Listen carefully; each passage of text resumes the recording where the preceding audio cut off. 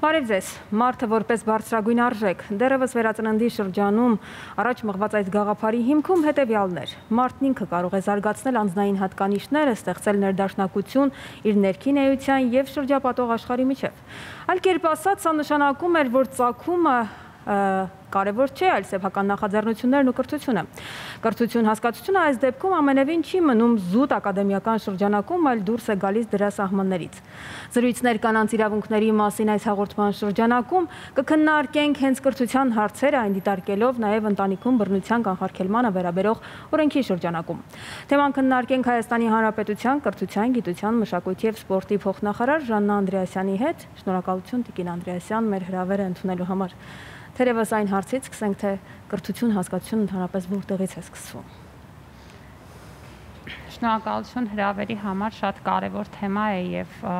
միշտ տեղին է քննարկել ցանկացած հանգամանքում։ Իհարկե կրթությունը բացի զուտ ֆորմալ ուսումնական գործընթաց լինելուց, եթե մենք լայն ենք վերցնում, ապա այն process-ն է, որի մեջ մենք հայտնվում ենք, երբ որ ծնվում ենք, լույս աշխարհ ենք գալիս եւ սկսում ենք սովորել, ճանաչել մեր շրջապատող իրականությունը։ Այս իմաստով իհարկե կրթությունը միայն ֆորմալ ուսումնական գործընթացը չի, բայց իդեմս ֆորմալ ուսումնական գործընթացի մենք ունենք հետևողական եւ համակարգված քաղաքականություն, որի միջոցով շատ բան կարող ենք անել։ Կարող ենք այն արժեքները եւ այն վարքականոնը, որ ուզում ենք տեսնել մեր հասարակությունում, արմատավորել եւ դարձնել նորմա, դրանով հասնել շատ կարևոր հանրային փոփոխությունների եւ այս իմաստով կրթության համակարգի եւ դրա նշանակության դերը հնարավոր չի թերագնահատել։ Այս օրերին էլ մենք տեսնում ենք, թե ինչ կարևոր է այն արդյունքը, որ մենք ստանում ենք կրթական process-ի հետևանքով եւ մենք տեսնում ենք օրինակ, թե ինչպես է անհանդուրժողականության եւ բռնության քարոզը, ուրեմն բերում կրթական համակարգում մեր հարևան երկրում Ադրբեջանում նրան, որ սանձազերծվում է պատերազմ եւ ուսուցանվում է հետևողական ատելություն դեպի հայ հասարակությունը, դեպի մեզ եւ մենք տեսնում ենք, թե կրթական համակարգը սխալ օգտագործելու պարագայում նաեւ ինչպիսի կործանարար ազդեցություններ կարող է ունենալ։ Ուստի չենք կարող թերագնահատել դրա նշանակությունը եւ սա նշանակում է, որ պետք է շատ մտածված եւ հետևողական քաղաքականություն ունենալ։ Մենք կարելի է սա բաժանել երկու մասի։ Նախ ինչ սերմեր ենք դնում հողի մեջ եւ ինչպես ենք դրան վերաբերվում հետագա աճման process-ում։ Այո, իհարկե, որովհետեւ ամեն դեպքում մենք գործ ունենք մարդու հետ, սա երբեք սուբյեկտ-օբյեկտ փոխհարաբերություն չէ, որտեղ դու մի բան սովորեցնում ես եւ ստանում ես դրա ճիշտ այսպիսի արդյունքը։ Սա բարդ փոխազդեցություն է, որտեղ մենք սովորում ենք մեկս մյուսից եւ կրթական գործընթացը վաղուց դադարել է այդ հիերարխիկ process լինելուց, որտեղ կա սովորող եւ սովորեցնող։ Սա փոխադարձ ուսուցման գործընթաց է եւ մենք կկարողանանք այս գործընթացում շահել այն ժամանակ, երբ որ կկարողանանք նաեւ հասնել հորիզոնական հարաբերությունների եւ համագործակցության։ Համագործակցության հասնելու այսպես ասեմ, կետերից մեկ այն օրենքի շրջանակն է, որի մասին պիտի խոսենք։ Ընդհանրապես այս օրենքը 2 տարի է կիրառության մեջ է, կրթության ոլորտին որքանով է առնչվում եւ ինչպիսի ուղղություններ նախանշեց։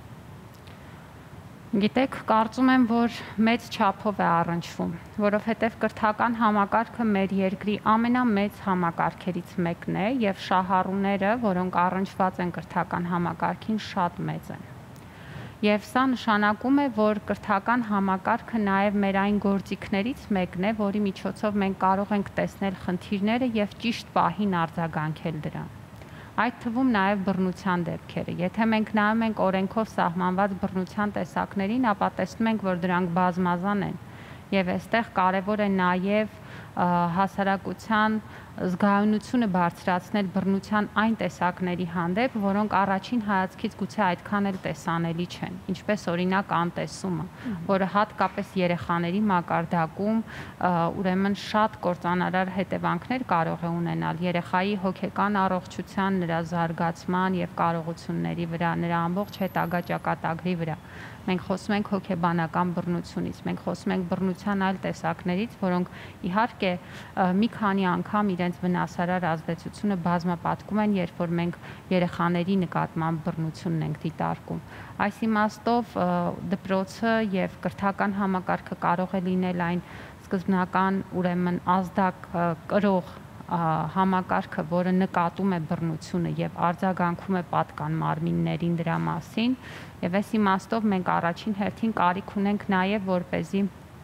կրթական համակարգի մասնակիցները իրազեկված լինեն եւ պատրաստ լինեն արձագանքելու դրան։ Եվ մենք այս ուղղությամբ կոնկրետ քայլեր ենք նախաձեռնում, որպեսզի բարձրացնենք մեր ուսուցիչների դպրոցական աշխատակազմի կարողությունները եւ հմտությունները նկատելու բռնությունը եւ ճիշտ արձագանքելու ու նաեւ աջակցելու։ Հիմա դրան դեռ կանդրադառնանք մանրամասն, մինչ օրենքի ընդունումը եւս ինչ որ կերպ առնչվել են այս դեպքերին, ինչպես են արել, մեխանիզմներ, լծակներ, որոնք առաջարկում է այս օրենքը, չկային, ինչպես էին անում։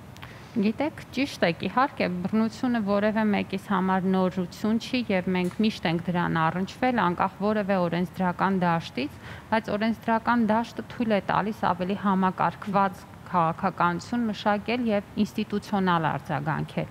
Այն, ինչը առաջ կարող է թողնված լինել առանձին դպրոցի կամ մանկավարժի հոտառությանը, հմտությանը, խղճին, հիմա մենք այս ամենը, որը մարդկային առումով պատասխանատվություն էր դնում, բայց չէր դնում ինստիտուցիոնալ պատասխանատվություն, տեղափոխում ենք ինստիտուցիոնալ պատասխանատվության դաշտ։ Նայեք, օրենքով նախատեսված է ընտանեկան բռնության դեպքերի կենտրոնացված հաշվառման համակարգ։ Ինչ է սա նշանակում։ Սա նշանակում է, որ մենք պետք է ունենանք համապարփակ վիճակագրություն, թե քանի բռնության դեպք ենք գրանցում, ինչ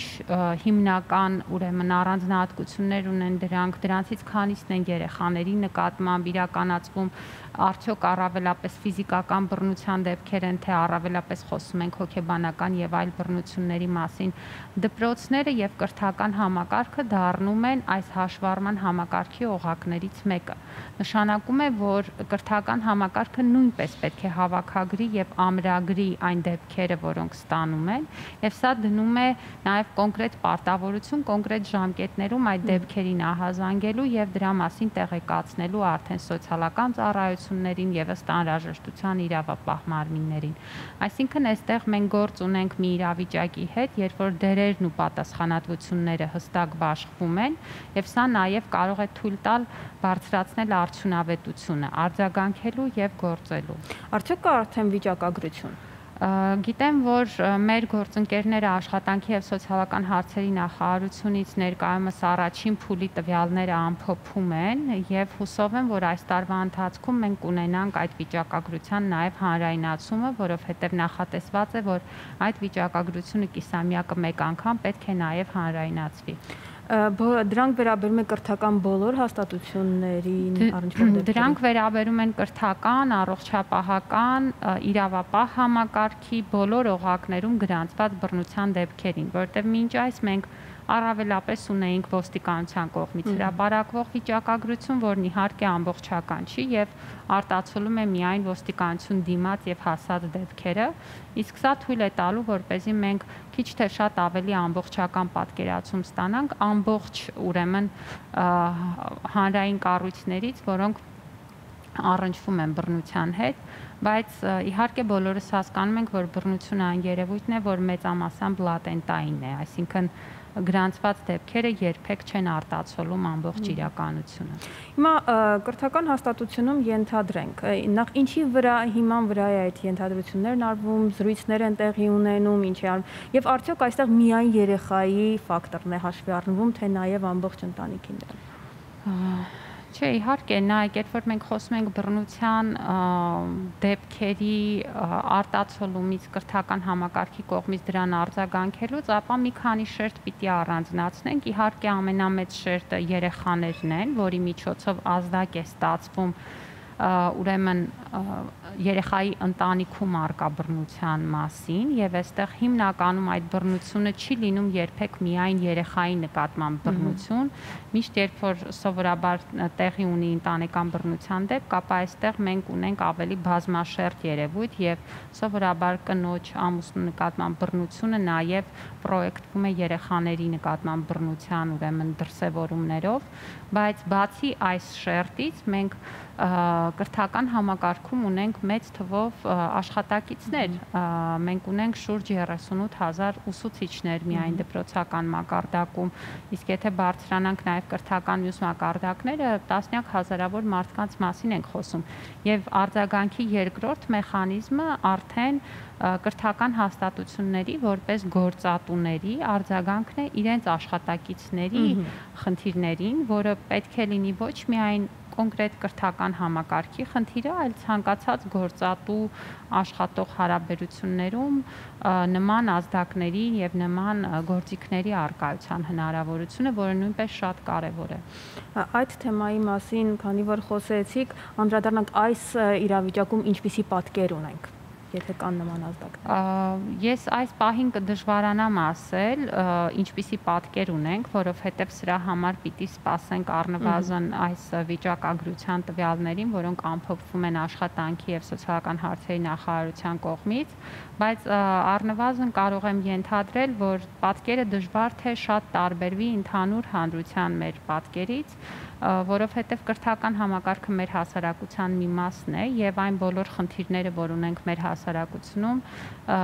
նույն կերպ արտացոլվում են նաեւ կրթական համակարգում։ Եթե մեր հասարակության ներսում կա բռնության խնդիր, ապա այդ բռնության խնդիրը կա նաեւ մեր ուսուցիչների, կրթական համակարգի աշխատակիցների եւ սովորողների ընտանիքներում նույն ձևով։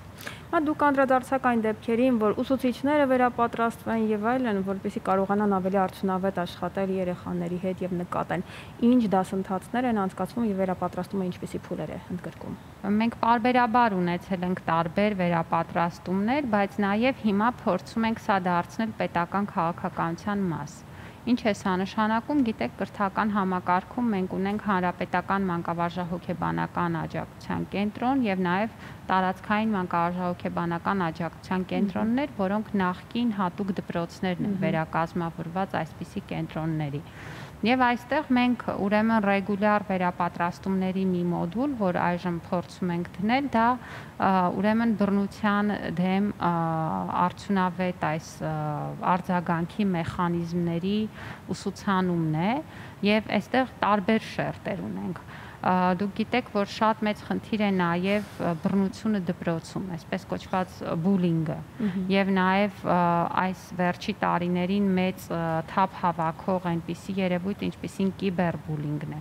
Այսինքն նշանակում է, որ դպրոցներում կրթական համակարգում մենք բռնությանը առնչվում ենք շատ տարբեր կողմերից, եւ սա պահանջում է կրթական համակարգի բազմաչափ պատրաստվածություն արձագանքելու թե ընտանեկան բռնությանը, թե բուլինգի դեպքերին արձագանքելու կիբերբուլինգին առանձնահատուկ, որը ունի իր նյուանսները տեղեկատվական անվտանգության եւ մեդիա գրագիտության տեսանկյունից, եւ այստեղ ունենք նաեւ երկրորդ կոմպոնենտը, որը նաեւ այս հմտությունների, գիտելիքների, կարողությունների ներդնումն է կրթական բովանդակության մեջ, այսինքն բացի նրանից, որ մենք սովորեցնենք ուսուցիչներին եւ աշխատակիցներին ինչպես վարվել որ դեպքում, նաեւ սա պետք է լինի հմտություն, որը տիրապետում է մեր մոտ ցանկացած մարդ, որովհետեւ մենք խոսում ենք տարրական հմտությունների մասին։ Իսկ սրան կարող ենք հասնել, եթե դա ներդրված է ուսումնական ծրագրում եւ կազմում է մեր պարտադիր բովանդակության մաս։ Արդեն կան ներդրված որոշակի բաներ ուսումնական ծրագրերում։ Իհարկե, մենք նման թեմաներ արդեն իսկ ունեինք արտացոլված մեր կրթական բովանդակության մեջ, օրինակ հասարակագիտական բլոկի առարկաներում եւ խոսում ենք նաեւ առողջ ապրելակերպ դասընթացի մասին, որտեղ առանձին բաղադրիչ է կազմում նաեւ փոխհարաբերություններ, առողջ փոխհարաբերություններ, մենք մարդկային փոխհարաբերությունների համակեցության կանոնների մասին խոսում ենք սկսած տարրական դպրոցից, որտեղ ունենք ես եւ շրջակա աշխարհը առարկան, որտեղ ամենատարրական փոխհարաբերություններն արդեն բացատրվում են երեխաներին եւ ճիշտ արժեքները տրվում են, բռնությունից զերծ լինելու արժեքները տրվում են։ Իհարկե այս ամենը արդեն իսկ դպրոցներում կա, բայց մենք կարիք ունենք վերաիմաստավորել, հասկանալ թե ինչպիսի արդյունավետություն ունեն այդ ծրագրերը եւ լրամշակել եւ հիմա մենք հենց այդ փուլում ենք, երբ որ չափորոշիչների վերանայման ընթացքում փորձում ենք հասկանալ թե ինչն էր լավ աշխատում, ինչը ոչ այնքան, հետեւաբար ինչ կարիք կա փոխելու։ Տիկին Անդրեասյան, նման նորամուծություններ անելու, նոր ներդրումներ անելու համար արդյոք նախապես արվում է հետազոտություն, որպեսզի տեսնել, ենթադրենք, տվյալ տեղում ինչն է անհրաժեշտ, որպեսզի ուսուցումը այդ ուղղությամբ գնա, որ արդյունավետությունն էլ հետո լավ գնահատելու համար։ Իհարկե,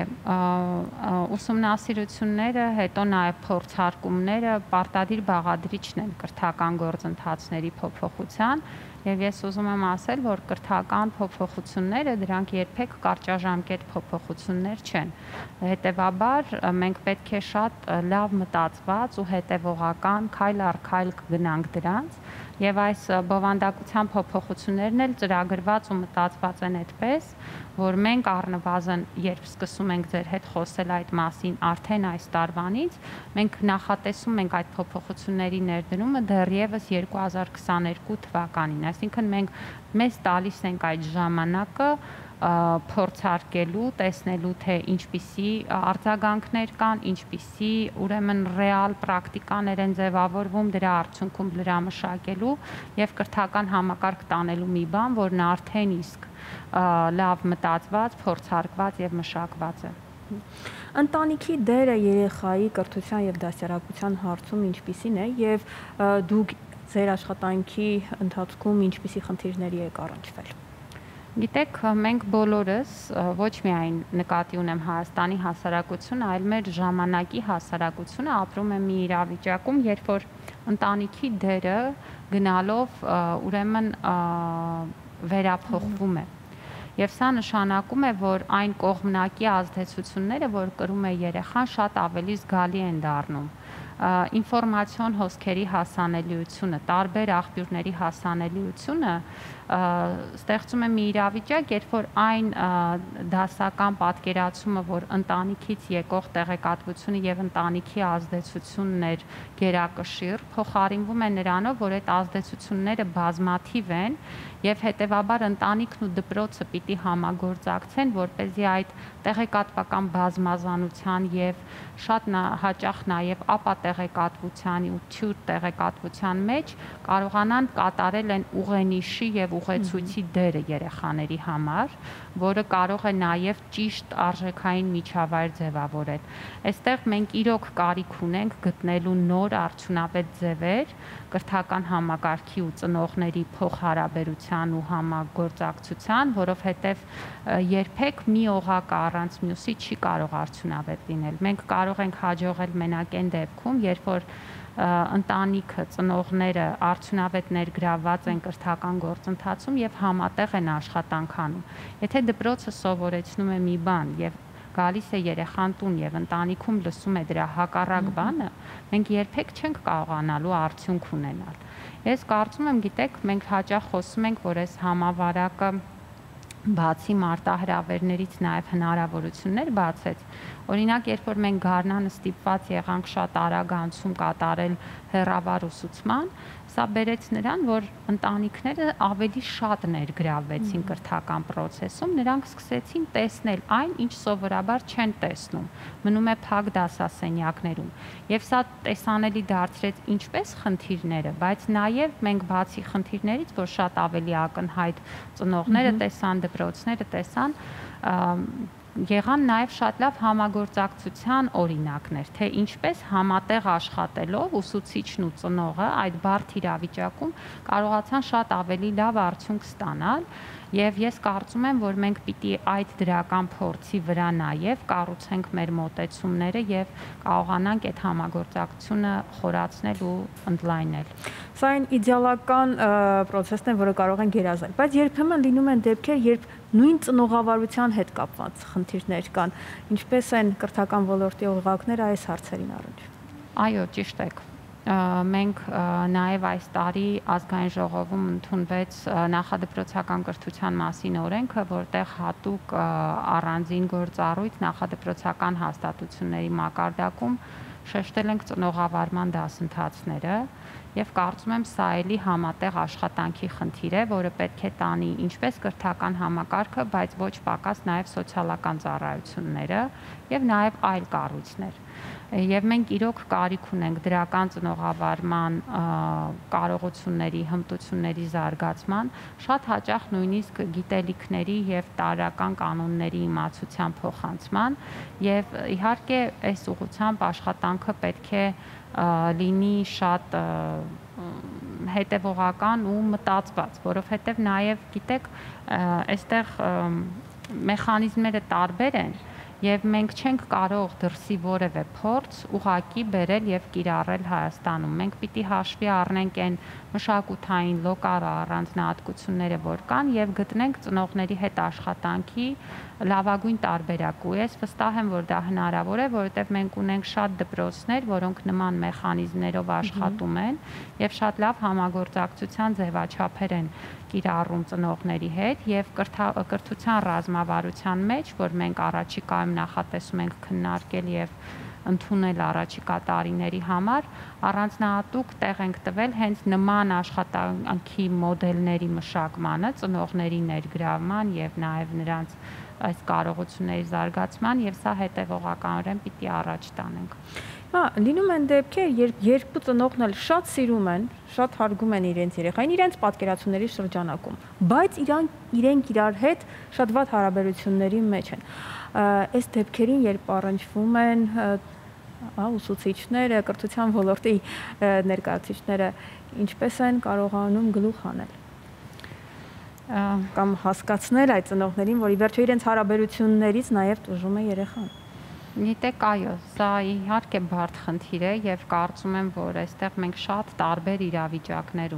ունենք իրավիճակներ, երբ որ այդ խոսակցությունը ստացվում է եւ հնարավոր է լինում հաղթահարել, ունենք իրավիճակներ էլ, որ ցավոք սրտի նույնիսկ հասուն մարդկանց հետ գործ ունենալուց միևնույն է երեխայի լավագույն շահը չենք կարողանում տեղ հասցնել եւ ստիպված ենք լինում նաեւ երբեմն երեխային պաշտպանել իր սեփական ծնողներից եւ նրանց ուրեմն միմյանց հետ անառողջ հարաբերություններից։ Այդպիսի դեպքերը կան, քիչ չեն եւ պետք է խոսել այդ մասին, պետք է առաջին հերթին որպես հասարակություն քննարկել եղած խնդիրները եւ գտնել դրանց համար լուծումներ։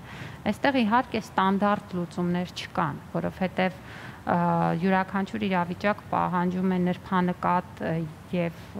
կոնտեքստի մեջ հիմնավորված մոտեցում եւ այստեղ առավելագույնը ինչ կարող ենք անել կրթական համակարգում այնպիսի աշխատակիցների պատրաստումն է, որոնք ունեն բավարար հմտություններ այս տարբեր բարդ իրավիճակներին արձագանքելու եւ իրավիճակը ոչ թե խորացնելու, այլ օգնելու։ Բայց մենք նաեւ պիտի հասկանանք, որ կան իրավիճակներ, որտեղ մասնագիտական ծառայության խնդիր կա։ Այսինքն ուսուցիչը ինչքան ուզում է լավ պատրաստված լինի, երբեք չի կարող կատարել հոգեբանի դերը։ Երբեք չի կարող կատարել բժշկի դերը, ոստիկանի դերը։ Հետևաբար շատ կարևոր է, որպեսզի այս աշխատանքը լինի համատեղ եւ ընդգրկված լինեն նաեւ մյուս մասնագետներն ու կառույցները եւ սովորաբար այսպիսի բարդ դեպքերի հետ աշխատանքը ինքը միշտ միջգերատեսչական համագործակցության աշխատանք է, որի շնորհիվ արդեն հնարավոր է լինում ամենատարբեր խնդիրները լուծել։ Կան արդյոք դեպքեր, երբ ընտանիքում բռնության առկայության պատճառով երեխաների, նաև ծնողների, օրինակ մոր կամ մեկ ուրիշի քրոջ կրթության իրավունքն է խախտվում։ Այո, եւ վիճակագրություն ունենք, ինչպիսի բնույթ ունեն դրանք։ Նայեք, հիմա հենց մենք ուրեմն ամփոփման փուլում ենք մի շատ կարևոր գործիքի, որը պիտի թույլ տա այդ հարցին պատասխանել, դա պարտադիր կրթությունից դուրս մնացող երեխաների հաշվառման կարգն է, որովհետև մենք այո փաստացի ունենք իրավիճակներ, երբ որ տարբեր հանգամանքներից ելնելով, այդ թվում ձեր նշած հանգամանքներից երեխայի կրթության իրավունքը խախտվում է։ այս պահին մենք դրա հայտնաբերման համակարգային գործիք չունենք, բայց հանրակրթության մասին օրենքի փոփոխությամբ, որ այս տարի գարնանը ընդունվեց ազգային ժողովում, հնարավոր դարձավ այս կարգի մշակումն ու ընդունումը, որը արդեն շրջանառված է եւ ընդունման վերջին փուլում է եւ ուղղակի այս ռազմական դրությամբ պայմանավորված մենք որոշակի ձգձգումներ ունեցանք, բայց կարծում եմ, որ ամենամոտ ժամանակաշրջանում դա կընդունվի, դա մեզ պիտի հնարավորություն տա համադրել կրթական կառավարման տեղեկատվական համակարգում ընդգրկված երեխաներին, որտեղ մեր բոլոր երեխաներն են, ովքեր գրանցված են դպրոցներում, համադրել պետական ռեգիստրում երեխաների տվյալների հետ։ Եվ սրա միջոցով մենք դուրս կբերենք բոլոր այն երեխաներին, որոնք դպրոցահասակ տարիքում են, բայց որևէ դպրոցում ներգրավված չեն։ Եվ կկարողանանք գնալ այդ յուրաքանչյուր երեխայի հետևից ու հասկանալ, թե ինչու երեխան դպրոց չի հաճախում։ Բացի դրանից, այս համակարգը մեզ հնարավորություն է տալու բոլոր այն դեպքերում, երբ որ երեխան մի քանի օր շարունակ չի գա դպրոց, այս տեղեկատվությունը հասանելի կդառնա տարածքի պոլիկլինիկային, սոցիալական ծառայությանը, եւ եթե պոլիկլինիկան չի նշի, որ երեխան առողջական խնդիր ունի, հետեւաբար չի գալիս դպրոց, ուրեմն արդեն սոցիալական աշխատողը այց կկատարի, կհասկանա, թե ինչ հանգամանքներ են եւ կձեռնարկի համապատասխան քայլեր։ Իհարկե, այս համակարգը նաև օգտվելու հնարավորություն է ընձեռում ոստիկանությանը, տարածքային մարմիններին, որպեսզի յուրաքանչյուրը իր մասով ձեռնարկի անհրաժեշտ քայլերը, եւ ես կարծում եմ, որ այս գործիքի ներդրումից հետո, որովհետեւ ստեղծված է նաև էլեկտրոնային համակարգ, որի միջոցով այս ամբողջը ուղղակի ինքնաշխատ ձևով տեղի է ունենալու,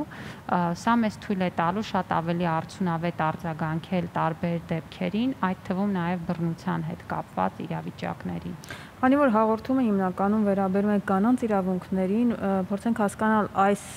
իրավունքից զրկվածների կամ ընդհանրապես խնդիր ունեցողների մեջ իգական սեռի ներկայացուցիչները ինչ տեսակարար կշռում են։ Նման հստակ վիճակագրություն, թե բռնության ենթարկվող երեխաների մեջ ինչ սեռային համամասնություն կա, այս պահին չեմ կարող հնչեցնել։ Բնականաբար, երբ որ ընտանեկան բռնության դեպքերն ենք դիտարկում չափահասների շրջանում, ճնշող մեծամասնությունը կանայք են, բայց երեխաների մակարդակում կարծում եմ, որ խնդիրը մի փոքր ավելի բազմաշերտ է եւ այստեղ ունենք բռնության տարբեր տեսակներ ու տիպեր։ Եթե այդ բռնությունը ածանցված է ամուսնու կնոջ նկատմամբ բռնությունից, ապա կարծում եմ, որ այստեղ սեռային տարբերություն գուցե չենք ունենա, որովհետև ընտանիքում բոլոր երեխաների հանդեպ է սովորաբար բռնությունը դրսևորվում։ Իսկ եթե խոսում ենք այլ տիպի բռնության մասին, ապա այստեղ իհարկե կան սպეციფიկ խնդիրներ, որոնք հիմնականում հենց աղջիկների խնդիրներն են, հա, եւ այս ավելի հաճախ վերաբերում են նաեւ աղջիկների իրենց կրթության իրավունքը իրացնելու խնդիրներին, որը դառնում է լուրջ խնդիր հատկապես որոշ տարածաշրջաններում եւ համայնքներում, եւ իհարկե կան նաեւ այլ սպეციფიկ խնդիրներ, որոնք կարող են վերաբերել մասնագիտության ընտրությանը, հետագա կրթության շարունակման, ինչպես նաեւ որևէ հնարավորությունների դեպքում նախապատվությունը տղա երեխաներին տալու համեմատ աղջիկ երեխաների, այսինքն կարծում եմ, որ եթե այսպես ավելի տարբերակված փորձում ենք հասկանալ ինչպիսին է իրավիճակը, բնականաբար կա շատ սպეციფიկ նաև խնդիր, որը կախված է սեռից, բայց դրա ծավալն ու չափը հասկանալն ու պարզելը առանձին հետազոտության ուսումնասիրության թեմա պիտի լինի, որը նաև թույլ կտա ավելի արդյունավետ արձագանքել դրան։ Թվում էր, թե հիմա արդեն այդ կրթության իրացման խնդիրը չպիտի լինի եւ նույնիսկ մասնագիտության ընտրության հարցում պիտի փոփոխություններ լինեն։ Այդ փոփոխությունները օրինակ վերջին 5 տարիների ընթացքում եղել են, ինչպիսի բնույթ ունեն։ Իհարկե, մենք շատ դրական օրինակներ նույնպես ունենք։ Օրինակ, այդ օրինակներից մեկը աղջիկների եւ կանանց կրթության մասնաբաժինն է տեղեկատվական տեխնոլոգիաների կրթության ոլորտում։ Այստեղ մենք ունենք աշխարհում ամենաբարձր ցուցանիշներից մեկը, շուրջ 37% ընդգրկվածություն ունենք կանանց եւ աղջիկների, որը զգալի բարձր է աշխարհի միջին ցուցանիշից եւ ունենք բազում հաջողություններ, որ մեր աղջիկներն ու կանայք գրանցում են այս ուղղությամբ, այսպես կոչված ստերեոտիպային ավանդաբար ուրեմն տղամարդկանց մասնագիտություն համարվող ուղղությամբ, բայց մենք նաև պետք է հասկանանք, որ դեռևս շատ կարծրատիպեր վերարտադրվում են հենց կրթության համակարգում եւ գուցե նաև շատ աննկատ։ Այն պահին, երբ որ օրինակ ուսուցիչն ուղղակի կարող է դասարանում ասել, որ ոչինչ, որ դու աղջիկ ես, մաթեմատիկա լավ չես սովորում, դա քեզ այդքան էլ պետք չի գա, սա կարող է թվալ, թե անմեղ մի արտահայտություն է, բայց իրականում ինքը արտացոլում է այն մեր կարծրատիպը, որ կա, որ աղջիկները ավելի լավ է սովորեն սա եւ սա եւ սա, իսկ տղաները սա եւ սա եւ սա, ինչը ավտոմատ իր հետևից բերում է մասնագիտական ուրեմն նախընտրությունների ձևավորման որոշակի մոտեցման, ինչը բնավ միայն հայ հասարակությանը բնորոշ բան չէ, այսինքն մենք ընդհանուր առմամբ աշխարհում ունենք մասնագիտությունների սեռային բաժանում, երբ որ որոշ մասնագիտություններ ավանդաբար ընտրվում են կանանց կողմից, որոշ մասնագիտություններ տղամարդկանց եւ այս ցուցանիշները կրկնվում են տարբեր երկրներում, բայց մենք նաեւ պետք է կարողանանք կրթական համակարգում փոխել այնպես այդ ամբողջ բովանդակությունը, որպեսզի մեզնից յուրաքանչյուրը ունենա ընտրության հնարավորություն եւ չլինի այն ճնշումը, որը եթե դու ուզում ես սա ընտրել, ապա սա չես ընտրում, որովհետեւ կարծում ես, որ մյուսները կմտածեն, որ դա մի բան չի, որով դու պիտի զբաղվեիր։ Այսինքն կրթական համակարգը պետք է լինի միտեղ, որտեղ մենք կարողանում ենք մեր բոլոր կարողություններն ու հմտությունները զարգացնել եւ ընտրել այն, ինչով մենք ուզում ենք զբաղվել ու կարողանում ենք դա անել ամենալավը։ Եվ այստեղ իհարկե եւ կրթական բովանդակության փոփոխության խնդիր է եւ նաեւ ուսուցիչների պատրաստվածության խնդիր է։ Սա նաեւ հակառակ տեսանկյունից նայենք։ Օրինակ մենք այս օրերին շատ քննարկում ենք ռազմագիտության ուսուցումը դպրոցներում եւ այստեղ հակառակ կողմից նայելով ավանդաբար համարվել է, որ ավելի կարևոր է, որ տղաները դրան մասնակցեն, քան աղջիկները, այնինչ այստեղ էլ մենք չպետք է ունենանք որևէ սեռային տարաբաժանում եւ պետք է հասկանանք, որ հավասարաչափ կարևոր է բոլորի համար որոշակի տարրական հմտությունների, գիտելիքների ուսուցումը։ Այսինքն ես ուզում եմ, որ պարզ լինի, որ այս process-ը երկու կողմ ունի։ Մենք չենք խոսում միայն այս դիրքից հավասարության մասին, մենք խոսում ենք բոլոր դիրքերից հավասարության մասին։ Հիմա դուք կոնկրետ տարածաշրջանի մասին խոսեցիք, որտեղ նկատելի են այդ կրթության իրավունքի իրացման եւ մասնագիտության ընտրության հարցերը։ Այնտեղ փոփոխություններ կան, նկատում եք վերջին այդ որոշակի որոշակի տեղաշարժեր ու փոփոխություններ տեղի են ունենում եւ այստեղ շատ մեծ է նաեւ պետական քաղաքականության եւ նաեւ մեդիաների դերը։ Օրինակ նայեք, մենք ավանդաբար խոսում ենք այն մասին, որ տղամարդ ուսուցիչներ դպրոցներում մենք քիչ ենք ունենում եւ ընդհանրապես տղամարդիկ շատ ավելի քիչ են ընտրում մանկավարժի մասնագիտությունը, ինչը էլի ընդհանուր խնդիր է, ոչ միայն հայաստանյան, բայց այստեղ շատ կարեւոր է, թե մենք ինչքանով ենք տեսանելի դարձնում այն տղամարդ ուսուցիչներին, որ ունենք, ինչքանով ենք ցույց տալիս, որ սա այն վարքականոնն է, որ դու կարող ես ընտրել, որը կարող է նաև օրինակ ծառայել բոլոր այն երեխաների համար, որոնք մտածում են, թե ինչով զբաղվել եւ ինչ ընտրել որպես մասնագիտություն։ Այսինքն այստեղ շատ մեծ է նաև այդ իրազեկման եւ լուսաբանման դերը, որը պետք է համակցված իրականացվի պետական կառույցների կողմից մեդիա դաշտի հետ համագործակցությամբ ցույց տալու այս փոփոխությունները եւ ցույց տալու այս դրական օրինակները։ Մենք իհարկե տեղաշարժեր ունենք, ես նաև վիճակագրությունից ելնելով կարող եմ նշել, որ որոշ ինչպես տեղեկատվական տեխնոլոգիաների մասում նշեցի, որ կանանց ներգրավվածությունը մեծացել է, մենք ունենք նաև նման փոփոխություններ որոշ այլ ուղղություններով, բայց դրանք իհարկե բավարար չեն եւ պետք է հետեւողական աշխատանք տանել։ Կրթության տարբեր շերտերի մասին խոսեցինք, յուրահատկությունների, այս ամենը որքանով կարող է նպաստել բռնությունների նվազման ընտանիքում եւ դրա բնականաբար բացասական ազդեցության նվազման վրա։ Գիտեք, լուսավորչական շարժման հիմքում ընկածեր են գաղափարը, որ գիտելիքը բարիք է։ Եվ եթե մարդը իրազեկված լինի, ապա ուղղակի բարին կգործի։ Իհարկե 20-րդ դարը եկավ սասանելու մեր հավատը, որովհետև տարբեր զինատեսակների ատոմային ռումբի ստեղծումը բերեց մեզ այն համոզմանը, որ գիտելիքը ոչ միշտ է բարիք եւ երբեմն կարող է օգտագործվել կործանելու ինչ-որ բան, ոչ թե ստեղծելու։ Սա մեր բոլորից վրա դնում է պատասխանատվություն առաջին հերթին, ինչպես ենք վարվում են գիտելիքի հետ, որ մենք ունենք։ Եվ քանի որ մենք այսօր գտնվում ենք մի ժամանակում, երբ որ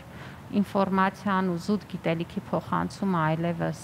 չի կարող լինել դպրոցի հիմնական դերը, որովհետև այդ գիտելիքն ու ինֆորմացիան կարելի է ստանալ ամենատարբեր աղբյուրներից,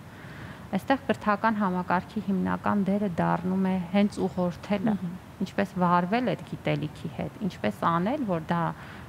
գործադրես ի նպաստ հասարակության զարգացման, ոչ թե ի վնաս։ Եվ ես կարծում եմ, որ եթե մենք կարողանանք հետևողական իրականացնել կրթական համակարգի հենց այս գործառույթը, ապա իհարկե կկարողանանք ունենալ արդյունքներ նաև բռնությունից զերծ հասարակության կառուցման հարցում, որը ամենակարևոր մեր նպատակներից է։ Տիկին Անդրեասյան, պատկերացնենք մի ընտանիք, որտեղ տեղի են ունենում բռնություններ եւ այլն, եւ մարդու իրազեկվածությունը մեծանում է։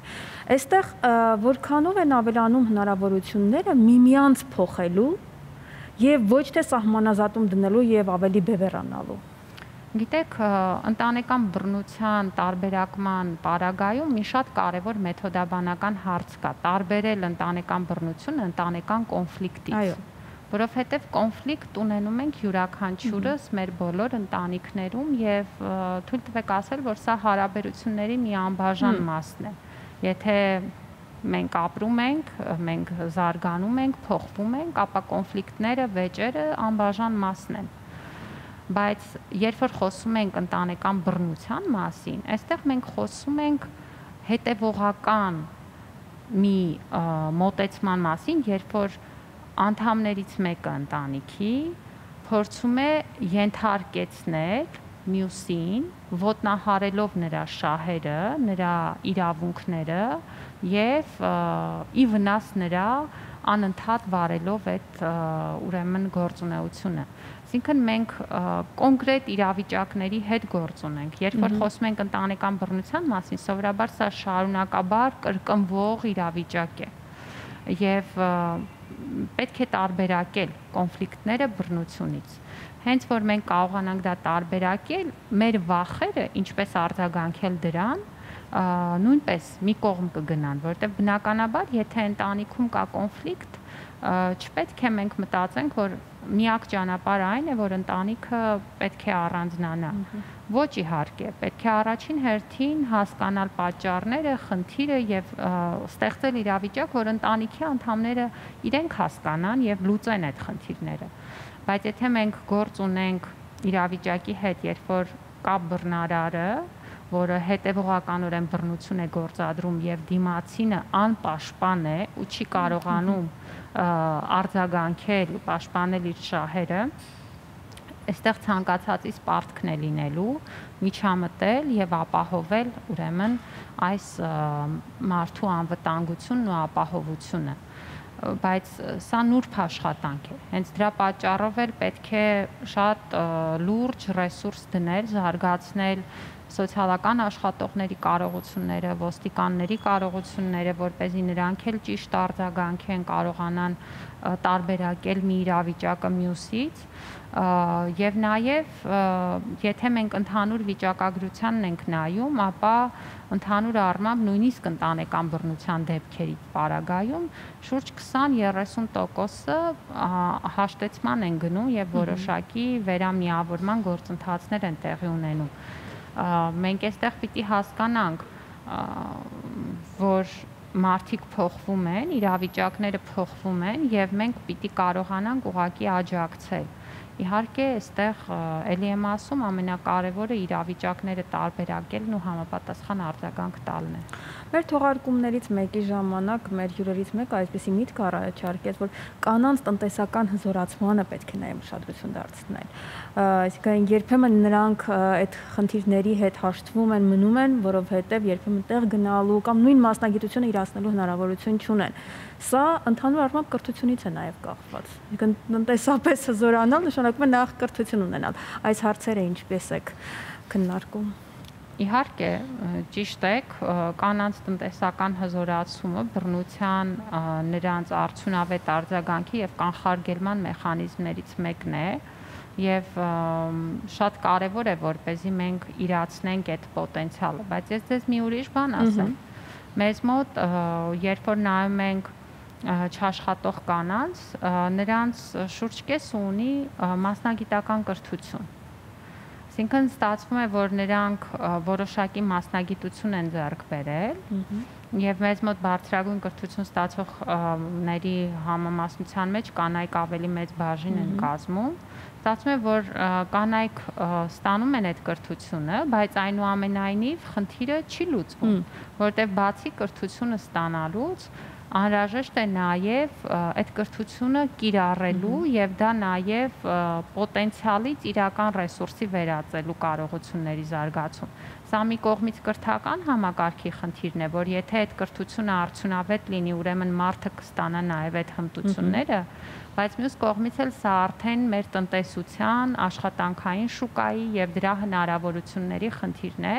որտեղ մենք ունենում ենք մի իրավիճակ, երբ որ ուրեմն կրթությունը ստանալով այնուամենայնիվ մնում ես շիվար, երբ որ այդ անորոշությունները մեծ են, ստացած հմտությունները կիրառելու հնարավորությունները փոքր են։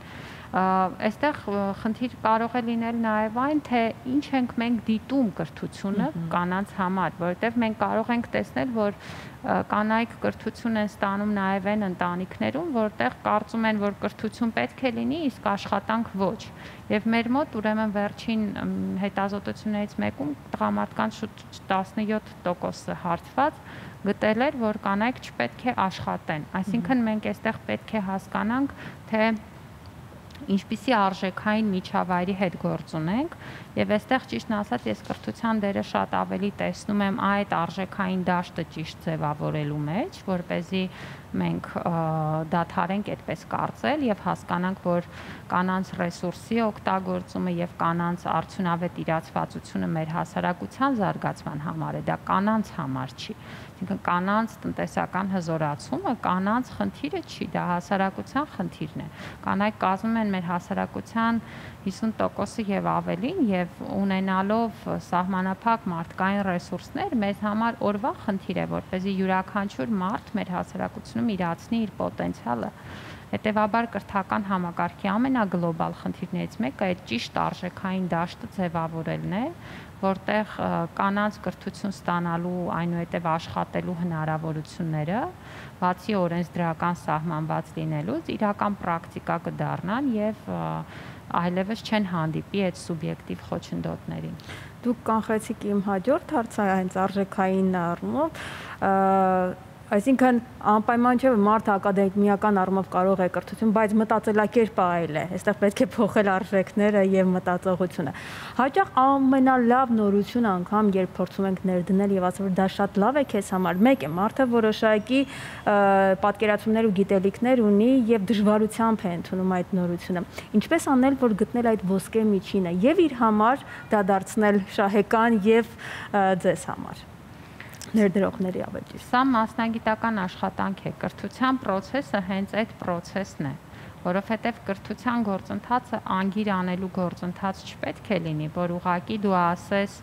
մածունը սպիտակ է, դիմացինը անգիր անի եւ այնուհետեւ շարունակի մտածել, որ մածունը սև է, ուղղակի իրեն օրինակ գնահատական ստանալու համար պետք էր ասել, որ մածունը սպիտակ է եւ ինքը ասեց ու ստացավ գնահատականը։ Սա նշանակում է, որ մենք պետք է այնպես անել, որ իրար հետ գանք այն համմտքին, որ մածունը կարծես թե սպիտակ էր, որովհետև մենք էս արեցինք սպիտակ էր եւ իրար հետ եկանք այդ համոզմանը, այսինքն կրթական գործընթացի արդյունավետությունը հենց միասին սովորելու եւ միասին այդ ճշմարտություններն ու արժեքները բացահայտելու գործընթաց է։ Հենց դրա համար մենք այդքան մեծ շեշտադրում ենք անում օրինակ նախագծային ուսուցմանը, ինչը նշանակում է, որ պետք է սովորողը կարողանա ինքնուրույն նախագիծ ունենալ, վերցնել խնդիր, որ ուզում է ուսումնասիրել, հասկանալ, ինքնուրույն ուսումնասիրել, ձևավորել, գալ հանգել եզրակացությունների։ Անելով այսպես, մենք իր մոտ ձևավորում ենք ընդհանրապես հմտություններ ինքնուրույն աշխատանք անելու։ Իսկ այն մարդը, ով ինքնուրույն մտածում է եւ հարցեր է տալիս, նա երբեք չի վերցնելու տրաֆարետային պատրաստի մտքերը եւ հետևի դրանց առանց հարցադրելու։ Այդ մարդը միշտ հարցեր է տալու եւ հետևելու է քո ասած մտքին միայն այն դեպքում, երբ որ ինքն էլ կգա այդ համոզման։ Այս մարդուն համոզելը ավելի բարդ է լինելու, որովհետեւ ինքը նաեւ պետք է տեսնի քո փաստարկները ոչ միայն վախի կամ որևէ այլ պատժի, սպառնալիքի տակ, անգիրանի եւ կրկնի արտաքուստ ցույց տալով կարծես համաձայն է, բայց ներքուստ համաձայն չլինելով։ Բայց այս աշխատանքը պետք է մենք անենք կրթական համակարգում, որպեսզի իրոք ձևավորենք այն քաղաքացիներին, որոնք վաղը կհասկանան, որ պաշտպանելով կողքինի իրավունքը, իրենք իրականում պաշտպանում են իրենց սեփական իրավունքը, որովհետև եթե այսօր դու աչք ես փակում, որ քո կողքինի իրավունքը չի պաշտպանվում եւ դարձնում ես հնարավոր հանրային այդպիսի միջավայրը, վաղը այդ իրավիճակը շուռ է գալու քո դեմ եւ ինչ որ մի պայմանում դու ինքդ քո իրավունքն էլ չես կարողանալու իրացնել եւ դա լինելու է նույնքան սովորական մյուսների համար։ Հետևաբար այս տարրական բաները կրթական գործընթացը պետք է դարձնի տեսանելի, հասկանալի, ընկալելի եւ վարքականon մեր սովորողների համար, որից հետո կկարողանանք արդեն խոսել հանրային փոփոխության մասին։ Այս տարվա թե նախորդ տարվա ընթացքում էր երկու ճճացող դեպքեր տեղի ունեցան Խաշթարակում երեխաների հետ կապված եւ Գյումրիի դեպքը, երկու դեպքեր, որտեղ երեխաները էին մի դեպքում մայրը եւ երեխան էին փաստորեն տուժել։ Այս դեպքերին երբ կրթության հաստատության կողմից նայում եք, ինչ տեսանելի պատկեր է երևում, ինչն էր բաց է այստեղ եւ ինչ խնդիրներ առաջադրվեցին։ Գիտեք, իհարկե, այստեղ նախ մենք ինչպես սկզբում խոսեցինք, այդ բռնության դեպքերը տեսնելու եւ արձագանքելու խնդիրն է, որ եթե երեխայի ընտանիքում կան խնդիր, չնայած այնտեղ մի դեպքում կարծեմ երեխաները դեռևս դպրոցահասակ չէին, բայց այնուամենայնիվ, եթե մենք խոսում ենք դպրոցահասակ երեխայի, դպրոց գնացող երեխայի մասին, ապա երեխայի խնդիրները միշտ երևում են եւ նրբանկատ ուսուցիչ ու աշխատակիցը դա միշտ նկատում է եւ դրանից բացի որ նկատում է միշտ որևէ քայլ է ձեռնարկում խոսելու ծնողի հետ, խոսելու ընտանիքի հետ, հասկանալու, հա, սա մի կանոն է, որը մենք տեսնում ենք դպրոցներում, բայց ելի եմ ասում, այստեղ արդեն խոսքը ինստիտուցիոնալ մեխանիզմի մասին է, որ դա մենք չթողնենք առանձին ուսուցչի նրբանկատությանը, կոնկրետ դպրոցի բարեխղճությանը, այլ դա լինի պարտավորություն, որպեսզի մենք կարողանանք նաև այդ պատասխանատվությունը վերցնել եւ արձագանքել արդյունավետ, որպեսզի այդպիսի ողբերգական արդյունքներ չունենանք եւ բռնության նման ուրեմն հետևանքներ չունենանք։ Շնորհակալություն Տիկին Անդրեասյան այս մանրամասն եւ հետաքրքիր զրույցի համար, ահա այսպեսին էր մեր այսօրվա հանդիպումը։